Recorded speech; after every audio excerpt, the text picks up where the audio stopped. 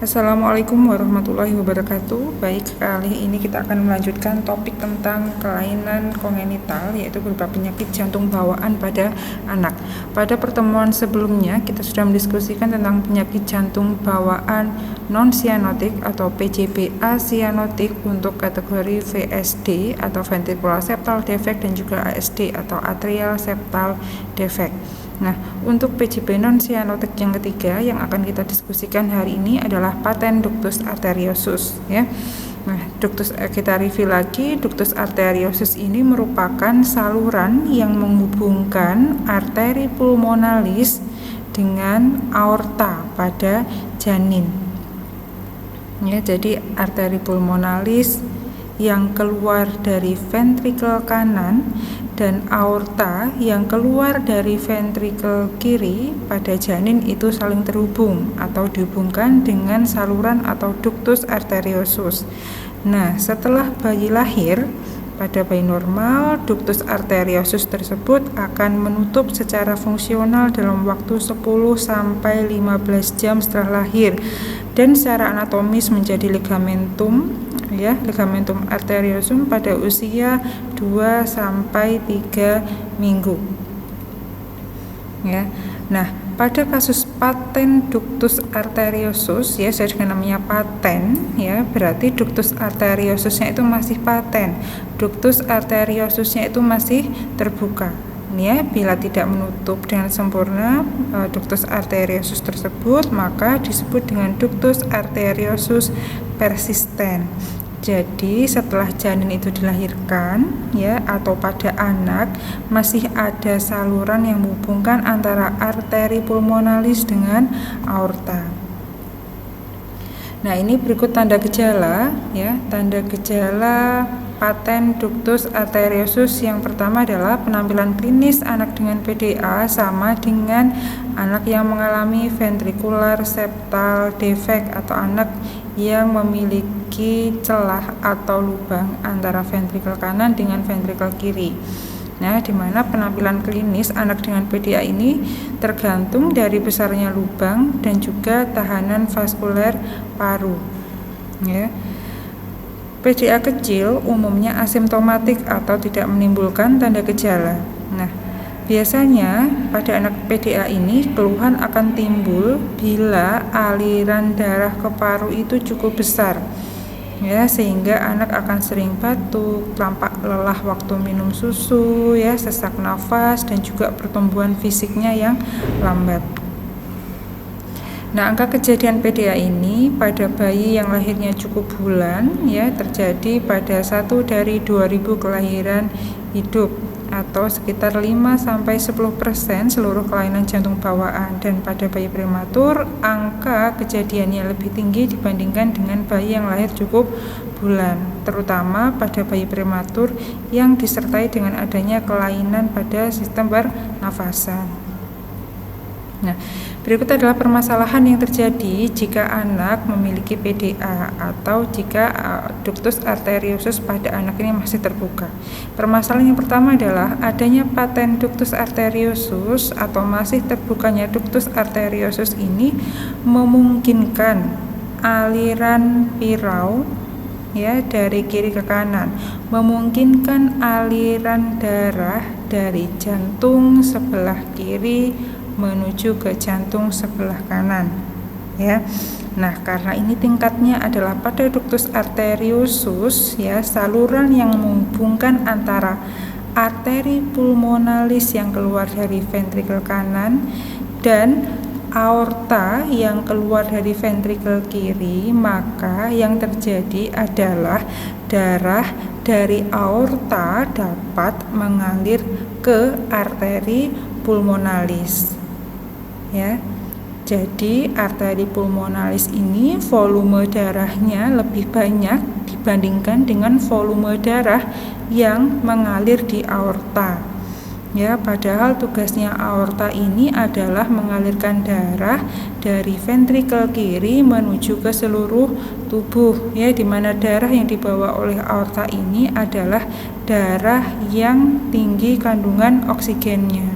Nah, pada kasus paten ductus arteriosus ini, darah yang harusnya diedarkan ke seluruh tubuh yang tinggi kandungan oksigennya itu justru lari atau mengalir ke arteri pulmonalis. Padahal arteri pulmonalis ini kan tugasnya membawa darah dari ventrikel kanan menuju ke paru untuk melewati proses difusi, ya. Berarti darah yang dibawa oleh arteri pulmonalis ini adalah darah yang tinggi kandungan karbon dioksida, ya, sehingga yang terjadi adalah nih ya, adanya aliran yang berlebihan pada arteri pulmonalis karena harus menerima atau harus dilewati oleh darah yang berasal dari ventrikel kanan dan juga darah yang berasal dari aorta, maka memungkinkan terjadinya hipertensi pulmonal dengan tahanan vaskuler paru yang tinggi, ya. Jadi volume darah yang mengalir ke paru ini jumlahnya akan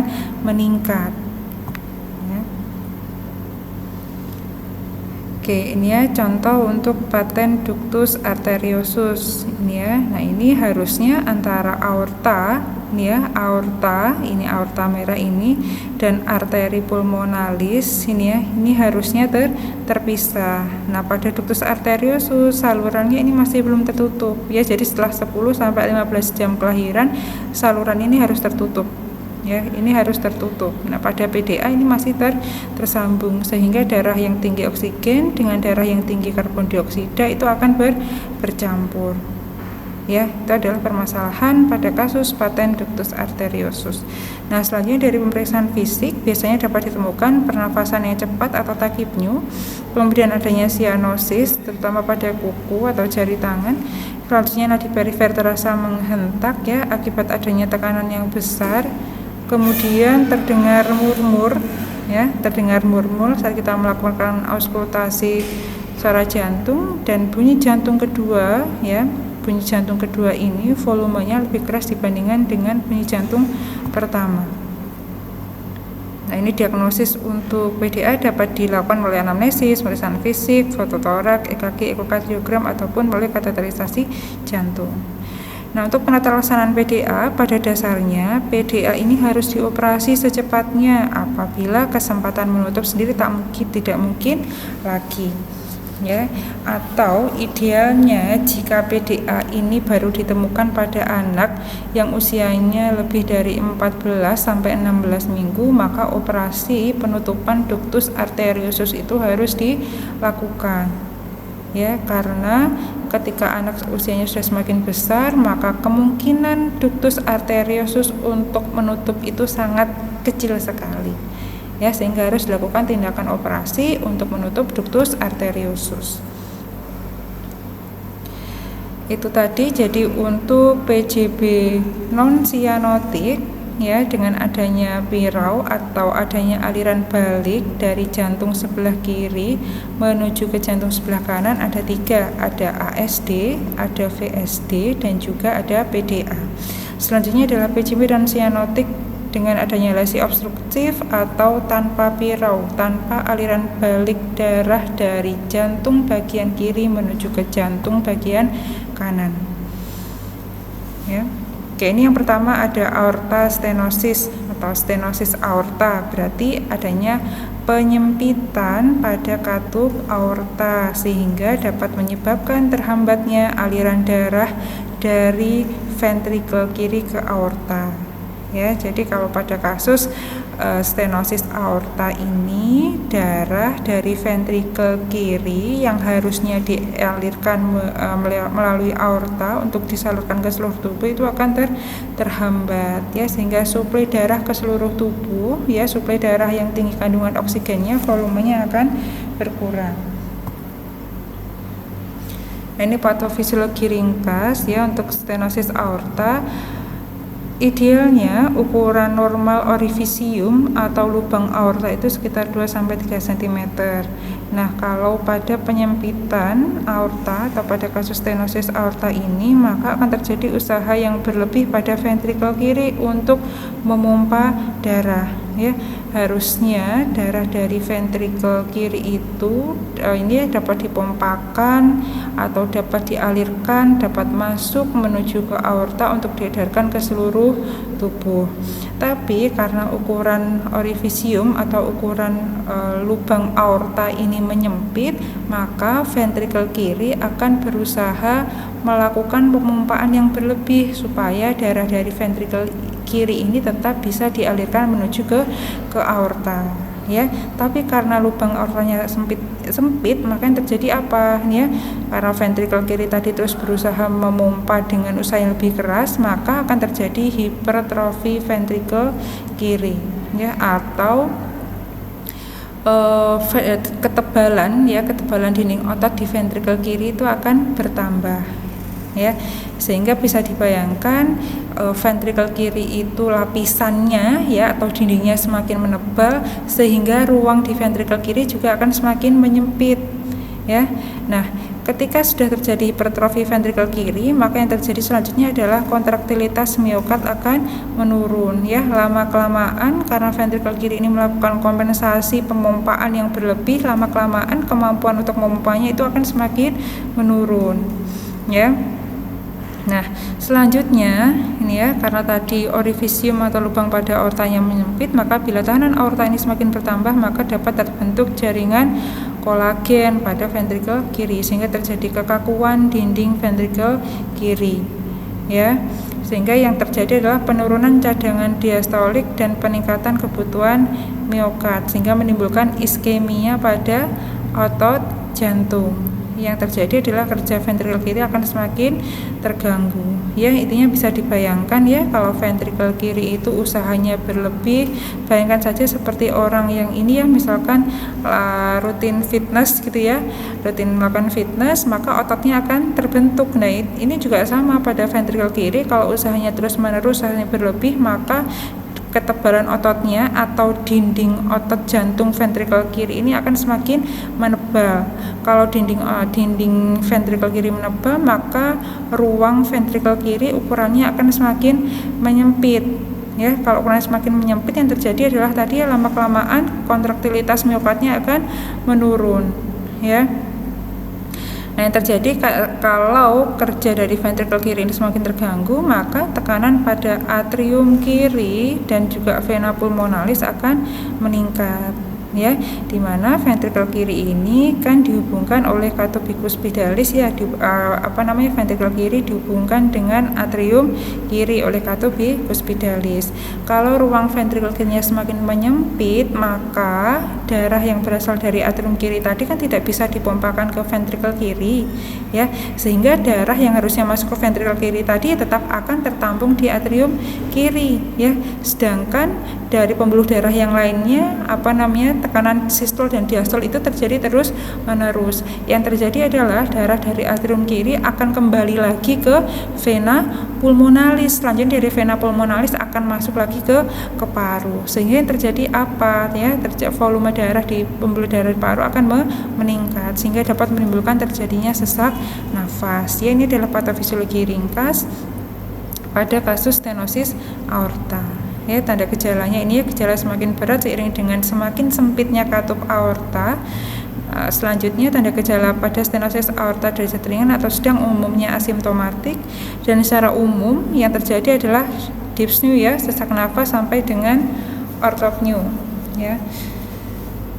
Sinkop atau nyeri dada ini juga dapat terjadi pada sebagian anak. Kemudian bayi dengan stenosis aorta derajat berat maka akan timbul gagal jantung kongestif pada usia minggu-minggu pertama atau bulan pertama kehidupan, ya. Bisa sampai terjadinya gagal jantung kongestif karena tadi, ya, dimulai dengan adanya gangguan kontraktilitas atau kemampuan untuk melakukan gerakan pada ventrikel kiri, yang mana kalau kontraktilitas pada ventrikel kiri itu sudah terganggu, maka lama-kelamaan akan menimbulkan gangguan sistemik pada sistem pemompaan darah atau pada sirkulasi darah sehingga dapat menimbulkan terjadinya gagal jantung kongestif. Tadi yang pertama, ya. Selanjutnya untuk penyakit jantung bawaan, ya, non cianotik dengan tanpa aliran balik dari jantung kiri menuju jantung kanan, yaitu adalah coarctio aorta. Ini merupakan penyempitan pada aorta yang terjadi pada titik di mana ductus arteriosus itu tersambung dengan aorta. Ya. Jadi kalau coarctio aorta ini kita bayangkan ductus arteriosusnya itu masih belum tertutup, ya. Jadi saluran ductus arteriosus tadi kan adalah saluran yang menghubungkan antara arteri pulmonalis dengan aorta pada janin. Nah, kalau bayi itu lahir, kemudian PDA-nya ini ductus arteriosusnya masih belum tertutup dan hanya mengalami penyempitan, plus ditambah dengan adanya bentuk aorta yang membelok ke bawah, itu disebut dengan coarctio aorta. Ya. Nah, ini tanda gejalanya tergantung dari beratnya tahanan aliran darah, dapat timbul saat remaja atau bayi. Selanjutnya setelah ductus arteriosus menutup, ya, maka bayi mengalami gagal jantung, disertai dengan gangguan pernafasan, dan pada remaja tanda gejalanya ya pusing, sinkop, kemudian akral dingin sampai intoleransi aktivitas. Kemudian yang ketiga ada pulmonal stenosis, ya. Pulmonal stenosis ini berarti adanya penyempitan pada lubang masuk arteri pulmonalis, ya, di mana arteri pulmonalis ini tugasnya adalah mengalirkan darah dari ventrikel kanan menuju ke paru, ya. Nah, penyempitannya ini dapat terjadi pada katup pulmonal itu sendiri atau katup arteri pulmonalis itu sendiri, ataupun penyempitan pada saluran di bawah katup pulmonal, yang mana tanda gejalanya tergantung dari besarnya obstruksi. Ya. Nah, ini contohnya kalau pada jantung yang normal, arteri pulmonalisnya seperti ini, ya, bisa membuka dan menutup, ya, ketika jantung melakukan kontraksi ataupun relaksasi. Nah, kalau ini adalah gambar ketika jantung itu mengalami stenosis pulmonal. Ini, ya. Jadi di sini lapisan katupnya lebih tebal sehingga tidak bisa membuka dan menutup dengan sempurna. Itu tadi adalah PJB non sianotik. Nah, untuk selanjutnya kita akan mendiskusikan tentang PJB sianotik. Berarti adalah penyakit jantung bawaan yang disertai dengan tanda utama berupa sianosis. Ya. Ya, jadi PJB sianotik ini adalah kelainan sianotik adalah hasil dari penyumbatan aliran darah ke paru atau campuran darah vena dengan darah arteri dalam ruangan jantung. Ya. Oke. Kita bahas dulu klasifikasi PJB sianotik yang pertama, yaitu PJB sianotik dengan aliran darah ke paru yang berkurang. Oke. Yang pertama adalah tetralogy of Fallot, ya. Tetralogy of Fallot ini adalah kelainan jantung dengan gangguan sianosis, yang mana tetralogy Fallot ini ditandai dengan kombinasi 4 hal yang abnormal. Ya, jadi tetralogy Fallot jadi namanya tetra, ya. Berarti ada 4 jenis kelainan jantung bawaan yang terjadi secara bersamaan. Ya, yang pertama adalah VSD. Ya, berarti atau ventricular septal defect, berarti ada lubang antara ventrikel kanan dengan ventrikel kiri. Ada lubang abnormal antara ventrikel kanan dengan ventrikel kiri. Kemudian yang kedua ada stenosis pulmonal atau adanya penyempitan pada katup pulmonal, ya. Kemudian selanjutnya yang ketiga adalah overriding aorta. Overriding aorta ini adalah katup aorta itu ukurannya membesar dan bergeser ke kanan, yaitu di septum interventrikuler. Aorta ini kan saluran, ya, yang letaknya ada di ventrikel kiri, ya. yang tugasnya membawa darah dari ventrikel kiri menuju ke seluruh tubuh, membawa darah yang mengandung tinggi oksigen. Pada kasus overriding aorta, katup aorta ini kalau divisualkan ya, separuh salurannya itu ada di ventrikel kiri dan separuhnya lagi ya ada di septum interventrikuler. Jadi ada sebagian lubang itu yang bisa dilewati oleh darah yang berasal dari ventrikel kanan. Ya, sehingga darah dari ventrikel kiri dapat mengalir ke ventrikel kanan melalui lubang septum ventrikel dan kemudian ke aorta. Ini bisa dibayangkan ya, pada tetralogi Fallot ada VSD, berarti ada lubang antara ventrikel kanan dengan ventrikel kiri. Kemudian katup pada arteri pulmonalisnya menyempit. Ya, bisa dibayangkan. Kemudian ada overriding aorta. Aortanya itu harusnya keluar dari ventrikel kiri, tapi ini sebagian setengah salurannya ada di ventrikel kiri dan setengah salurannya ada di ventrikel kanan. Kemudian yang keempat ada hipertrofi ventrikel kanan. Kalau hipertrofi ventrikel kanan ini disebabkan karena adanya stenosis pulmonal ya, karena ada penyempitan arteri pulmonalis, maka jantung akan berusaha melakukan pemompaan yang berlebih ya, memompa darah dari ventrikel kanan menuju ke paru ya. Nah, kalau paru atau ventrikel kanan ini melakukan kompensasi yang berlebih, mekanisme sama seperti tadi hipertrofi ventrikel kiri. Kalau ventrikel kanan ini terus-menerus memompa sejumlah volume darah ya menuju keluar dari ventrikel kanan karena adanya penyempitan arteri pulmonalis tadi, maka lama-kelamaan akan menimbulkan terjadinya hipertrofi ataupun penebalan otot pada ventrikel kanan ya. Ini adalah tetralogi of Fallot. Jadi ada VSD-nya, ada lubang antara ventrikel kanan dengan ventrikel kiri, kemudian katup pada arteri pulmonalisnya menyempit, aortanya ini separuh salurannya ada di ventrikel kiri, separuhnya ada di ventrikel kanan, lalu selanjutnya ada hipertrofi ventrikel kanan. Ya.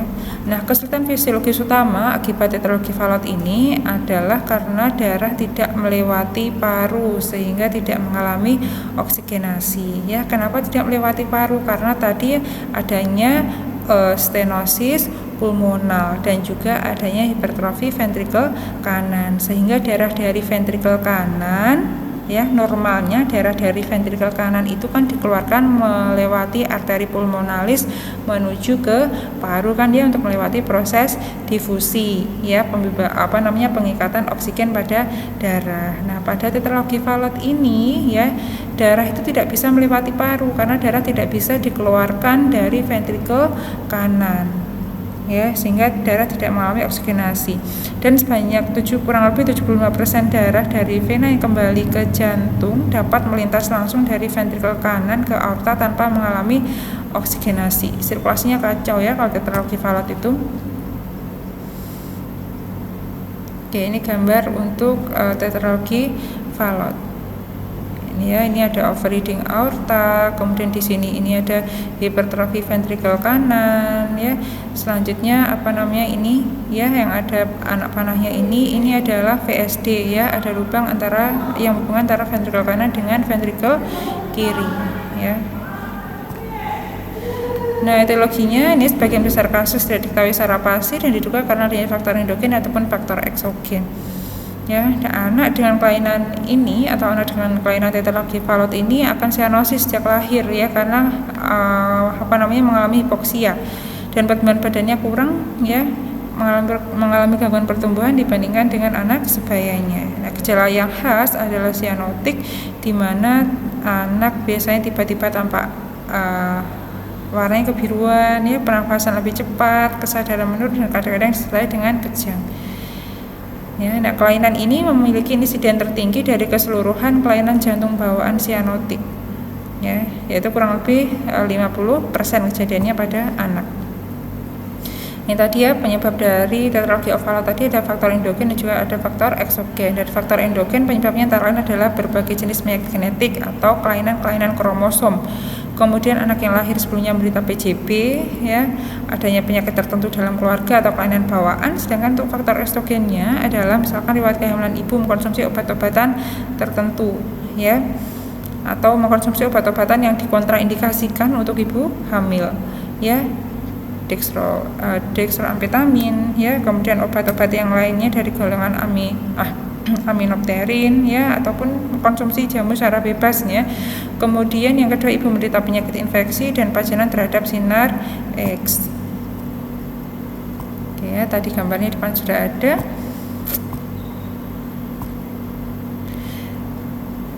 Oke, ini tanda gejala yang pertama adalah sianosis saat beraktivitas, terutama di membran mukosa bibir dan mulut, di ujung-ujung jari tangan dan juga jari kaki. Ya, kenapa sianosis ini merupakan tanda gejala utama? Ya, karena ini ya, adanya sianosis terjadi karena adanya vasodilatasi sistemik atau adanya pelebaran pembuluh darah sistemik.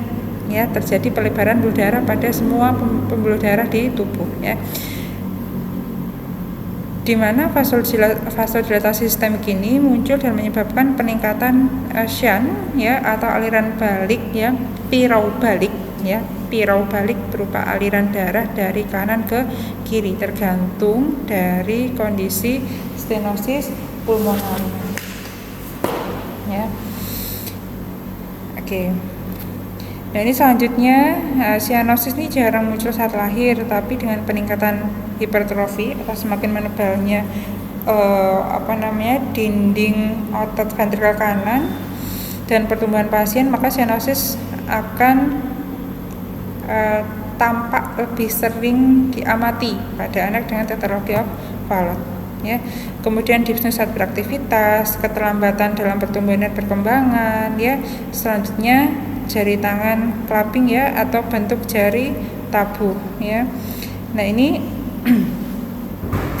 sianosis ini menunjukkan bahwa tubuh itu kekurangan kadar oksigen. Nah, kalau tubuh itu kurang kadar oksigen, maka jaringan-jaringan atau pembuluh darah yang ada di perifer, yang ada di tepi, yang akan dikorbankan terlebih dahulu. Sehingga terjadi adalah terdapat kurangnya kadar oksigen di perifer, ya, terutama di pembuluh darah perifer jari tangan ataupun kaki. Ini akan merangsang otak untuk mendilatasikan atau melebarkan pembuluh darah yang ada di jari, ya. Ini adalah kompensasi pembuluh darah yang ada di perifer atau kompensasi pembuluh darah yang ada di jari tangan ataupun jari kaki. Harapannya kompensasi berupa pelebaran pembuluh darah di jari tangan dan jari kaki ini kalau dibaratkan, ya, misalkan ada pintu, ya, ada pintu dibuka selebar-lebarnya, harapannya itu supaya ada darah yang masuk ke pintu tadi, ya. Padahal suplai darahnya sebenarnya berkurang. Nah, selanjutnya akan terjadi dilatasi permanen, ya. Ibaratnya salurannya itu berharap bahwa ada jumlah volume darah yang cukup, gitu, ya, yang mengandung kandungan oksigen. Nah, tapi kalau tidak ada, maka terjadi dilatasi permanen sehingga akan menyebabkan terjadinya jari tabuh. Ya, tadi untuk tetralogy of Fallot. Soalnya yang kedua ada pulmonary atresia with VSD. Ya. Oke, pulmonary atresia with VSD ini adalah suatu bentuk kelainan kongenital, ya, di mana terjadi kelainan pada katup arteri pulmonal atau tidak adanya katup pulmonal yang disertai dengan adanya VSD, ya. Oke.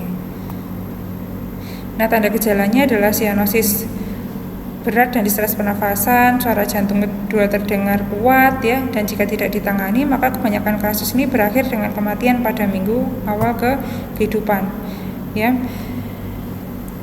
Namun atresia pulmonal ini jarang terjadi pada anak atau kelainan kongenital PJP yang merupakan insidennya itu terendah pada anak. Tadi adalah PJP sianotik dengan aliran darah ke paru yang berkurang, ya. Selanjutnya kita akan bahas tentang PJP sianotik dengan aliran darah ke paru yang bertambah, ya. Oke, ini saya lewati. Oke, ini yang pertama ada TGA atau transposition of the great artery, ya, ada transposisi. Jadi TGA ini adalah kelainan di mana kedua pembuluh darah arteri besar tertukar letaknya, yaitu aorta keluar dari ventrikel kanan dan arteri pulmonalis keluar dari ventrikel kiri. Normalnya kan aorta itu keluar dari atau mengalirkan darah dari ventrikel kiri, dan arteri pulmonalis mengalirkan darah dari ventrikel kanan. Nah, pada TGA ini terbalik, aortanya itu keluar dari ventrikel kanan dan arteri pulmonalisnya keluar dari ventrikel kiri, ya. Sehingga apa yang terjadi?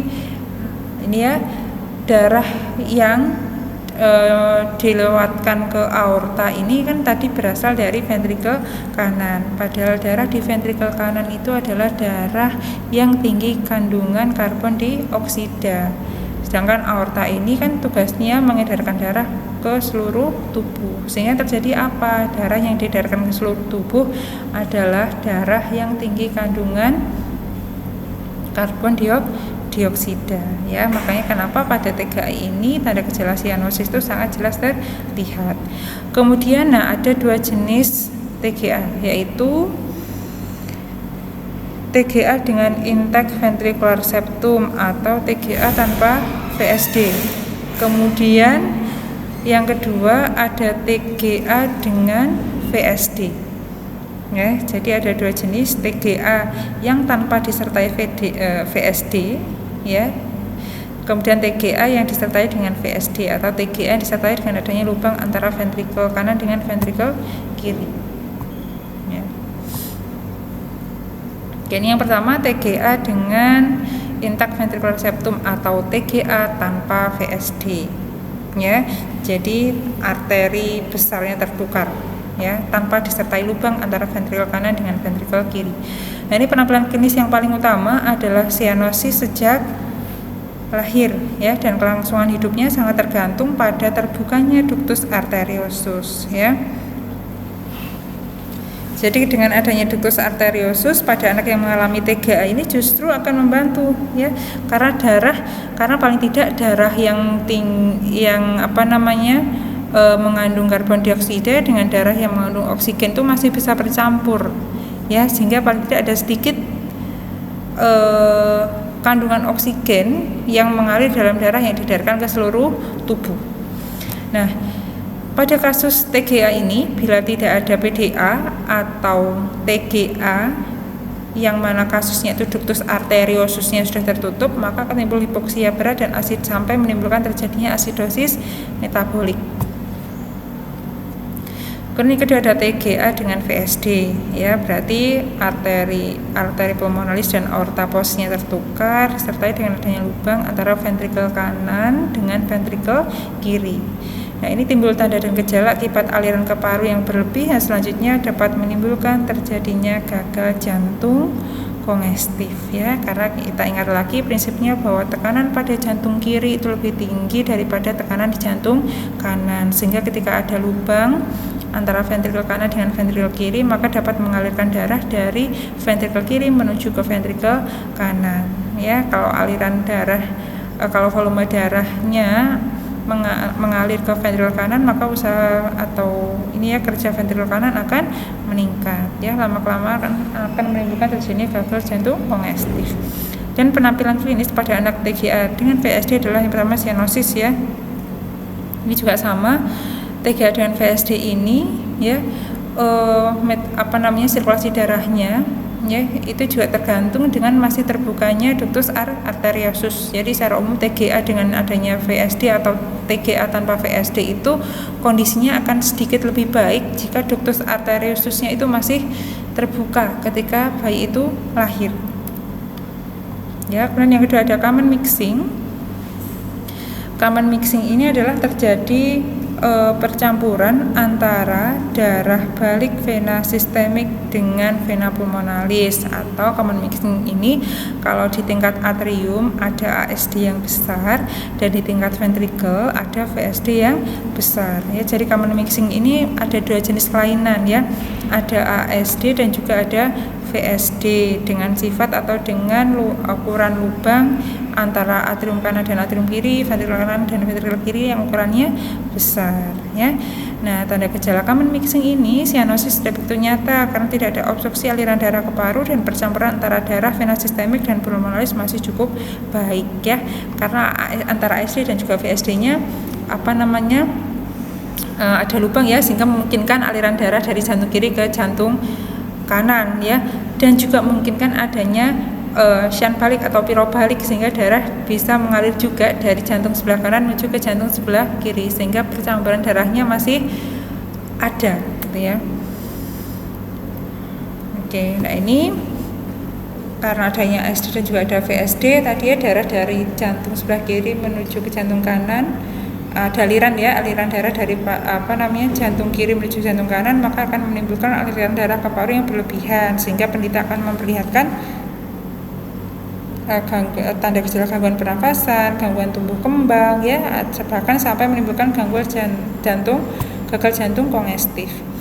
Kemudian yang ketiga adalah atresia tricuspidalis atau tidak adanya katup tricuspidalis sehingga tidak ada katup atau saluran, ya, atau lubang yang menghubungkan antara atrium kanan dengan ventrikel kanan. Bisa dibayangkan, ya, kalau tidak ada lubang, tidak ada celah yang menghubungkan antara atrium kanan dengan ventrikel kanan, maka darah dari atrium kanan tidak bisa dialirkan menuju ke ventrikel kanan, ya, sehingga ventrikel kanannya kosong, ya, tidak bisa memompa sejumlah volume darah menuju ke paru, ya, sehingga tidak ada darah yang didifusi, ya. Akibatnya apa yang terjadi? Darah yang mengalir ke atrium kiri dan juga ventrikel kiri jumlahnya atau volumenya akan sedikit, ya, sehingga volume darah yang diedarkan ke seluruh tubuh juga akan rendah. Ini, ya, akibatnya untuk atresia tricuspidalis tadi, ya, atrium kanan tidak dapat membawa darah ke ventrikel kanan sehingga akan menimbulkan terjadinya hipoplasia ventrikel kanan. Hipoplasia ini kebalikannya dari hipertrofi, ya, berarti ukuran atau ketebalan dinding pada ventrikel kanan semakin menipis. Nah, kelainan ini sering bersama dengan kelainan lainnya, ya. Jadi atresia tricuspidalis ini biasanya terjadi berbarengan dengan kelainan jantung yang lainnya, walaupun tidak selalu, ya. Bisa berbarengan dengan VSD, ASD, kemudian stenosis pulmonal, perkasia aorta ataupun TGA. Nah, selanjutnya asuhan perawatan yang dapat kita lakukan pada anak yang mengalami penyakit jantung bawaan, ya, melalui pengkajian, ya, respon fisiologisnya tak ada atau tidaknya tanda-tanda sianosis, ya, bagaimana kemampuan anak melakukan aktivitas, ya. Tanda gejala utama yang terjadi pada anak dengan penyakit jantung bawaan adalah, ya, aktivitasnya sangat terbatas. Artinya ketika anak dengan PJB ini melakukan aktivitas, maka akan menimbulkan berbagai macam gangguan di tubuhnya, entah itu sirkulasi darahnya terganggu, ya. Kemudian dia muncul bunyi jantungnya tidak normal dan sebagainya. Makanya biasanya pada anak dengan penyakit jantung bawaan aktivitas itu sangat dibatasi. Bahkan aktivitas ketika misalkan anak ini dirawat di rumah sakit, ya, sangat tidak disarankan untuk turun dari tempat tidur, ya, karena perubahan posisi pun, ya, perubahan posisi pada anak dengan penyakit jantung bawaan ini juga bisa mengaruhi mekanisme sirkulasi darah dalam tubuh, ya. Nah, ini selanjutnya kita kaji adanya tanda-tanda gagal jantung ada atau tidak, ya, pernafasan cepat, sesak nafas, retraksi interkoste, bunyi jantung tambahannya ada atau tidak, ya. Tadi kaji adanya hipoksia kronis misalkan cupping finger atau jari tabuh tadi, ya, kaji pola makan atau menyusu dan juga pola pertambahan berat badan, atau perlu kita kaji kemampuan tumbuh kembang anak, ya. Kemudian pengajian psikososial juga diperlukan, ya, usia anak, tugas perkembangan anak ini bagaimana ketika anak harus bed rest atau tidak baring total, ya, coping yang digunakan oleh anak atau keluarga, kebiasaan anak apa saja ketika harus bed rest, ya, respon keluarga terhadap penyakit anak, coping keluarga dan juga penyesuaian keluarga terhadap stres akibat penyakit yang dialami oleh anak. Ini beberapa diagnosa perawatan yang dapat muncul, gangguan pertukaran gas, ya, bisa terjadi, kemudian penurunan curah jantung, ya, akibat adanya malformasi jantung tadi, ya, kemudian perfusi miokard tidak efektif, ya, defisit nutrisi juga bisa jadi, gangguan tumbuh kembang, ya, karena suplai oksigen yang dibutuhkan oleh sel-sel yang ada di tubuh ini tidak adekuat, intoleransi aktivitas ataupun ketidakmampuan coping keluarga. Nah, ini contohnya untuk intervensi yang dapat kita berikan pada diagnosa keperawatan penurunan kardiak output atau penencura jantung, ya, monitor TTV dan juga CRT, ya. CRT ini normalnya kurang dari 3 detik. CRT ini dilakukan dengan membandingkan pengukuran pada kedua ekstremitas dengan posisi berdiri jika anak diizinkan dengan posisi berdiri, ya. Amannya memang dilakukan dan ketika anak berada pada posisi duduk ataupun supin. Kemudian kaji dan catat denyut apikal selama 1 menit penuh saat kita melakukan pengkajian ataupun pemeriksaan fisik pada anak dengan penyakit jantung bawaan. Pengukuran nadi atau penghitungan nadi itu harus dilakukan 1 menit penuh, ya, karena pada anak dengan penyakit jantung bawaan biasanya irama nadinya itu irregular, ya. Jadi menghitungnya jangan 15 detik dikalikan 4 atau 30 detik dikalikan 2, tapi harus dihitung 1 menit penuh pada kasus-kasus penyakit jantung bawaan atau kasus-kasus penyakit jantung pada anak ataupun pada orang dewasa. Lalu observasi adanya tanda-tanda sianotik. Kemudian ini, ya, anak dengan penyakit jantung bawaan bisa diberikan posisi knee chest, ya, atau lututnya ditempelkan ke dada. Ini untuk meningkatkan resistensi sistemik sehingga aliran darah ke paru akan besar yang dapat meningkatkan saturasi oksigen. Kemudian selanjutnya observasi tanda-tanda penurunan sensori, ya, misalkan anak mengalami kelemahan, bingung ataupun disorientasi, dan monitor intake dan output nutrisi atau cairan secara adekuat. Sediakan waktu istirahat yang cukup bagi anak dan dampingi anak pada saat melakukan aktivitas. Sajikan makanan yang sudah dicerna. Selanjutnya kolaborasi dalam pemeriksaan EKG, fototorak ataupun pemberian obat-obatan.